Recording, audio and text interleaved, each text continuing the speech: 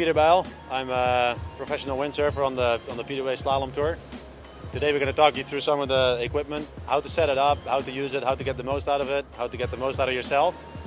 So on the sails, one of the main things on sail tuning is downhaul. Downhaul is the thing that changes the sail the most. Less downhaul closes the leech, gives you a little bit more backhand pressure, puts the board down on the water. More downhaul opens the leech up, makes the sail more slippery, a little bit less powerful, but the board is flying a little bit more. So finding a balance on the downhaul setting is very important. Having too much downhaul, the board will fly, the sail will kind of feel twitchy sometimes, and it might not work too well. It's a little bit depending on your personal preference as well as on what board you use. So for the downhaul setting, basically the things that we're looking for is if the board's flying too much, the sail's a little too twitchy, meaning that it doesn't really have a locked-in power, because the sail should have a power that's pretty locked in. Too much downhaul makes the sail feel a little bit too light and doesn't really deliver a very nice power and makes the board ride a little bit too high up, so the nose is constantly flying out of the water. Every time you get a gust, the nose just wants to come up. It might feel really fast, but it isn't always really fast, because control is the only way to go fast, consistently fast. So on the downhaul setting, we're trying to find a place where you get some of that free feeling, but not overly much. Too little downhaul, however, will put the nose of the board down and will make the sail very unresponsive. So you get a gust, it feels sluggish, it doesn't really want to move, you feel a lot of power, but you're not going anywhere. There's a lot of pull in the sail, but the sail doesn't want to go forward.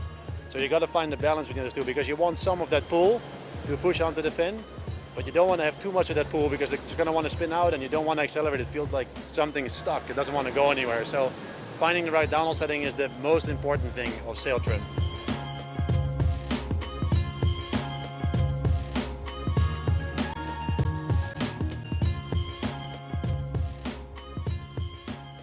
The second thing on sail trim is outhaul tension. Outhaul tension is it's another thing that you can use to change the performance of the sail, to change the range of the sail. Obviously more outhaul is less power, to a certain extent less outhaul is more power. Less outhaul can also be less control, but more outhaul isn't always more control, because as soon as you get the outhaul to be too flat, the sail becomes flat, and again, when you're sailing, it's really easy to oversheet the backhand because all the power is going from the back of the sail if you have an excessive amount of outhaul tension. So as soon as you feel like the sail is oversheeting very easily, you probably want to release a little of downhaul, or outhaul, sorry. So if you're using the sail and you're looking for acceleration and you're getting some really strong gusts, it's not always good to just, oh man, I can't hold on to the sail. Look, wait, I'm going to put some more outhaul and then I can hold on to it, because the sail actually becomes unstable, the leech becomes overly loose in the head, and you lose the platform in the sail, because the sail is a platform which sets in at a certain fullness. So with the outhaul, it's a pretty specific thing. You can go quite low on the outhaul, where the sail is actually really touching the boom for like 50 centimeters, which is fine because it gives you a good drive and it sets the sail up in a certain way that gives you acceleration.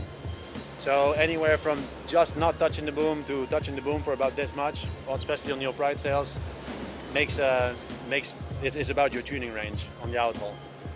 Then with the outhaul, another thing is when you change your boom height, you always want to check your outhaul setting, because the boom is on an angle. So putting your boom down actually makes it longer on the sail, so it adds outhaul to the sail. So when you put the boom down, you probably want to release a little bit of outhaul on the sail, because it actually makes the boom longer and adds outhaul. So when you change your boom height, always check your outhaul setting before going back out and making a conclusion on your performance, because actually it changes the trim of the sail. So we can go into boom height a little bit as well right now. So on the boom height, higher up gives you a little bit more lift, gives you a little bit less control, because the sail has a little bit more leverage over you. Putting the boom down, you get to hold on to the power a little bit lower down, so it's a little bit easier to handle, but you get a little bit less lift from the sail, and the sail will feel a little bit softer, and you get a little bit less performance depending on if you can control having the boom high enough up.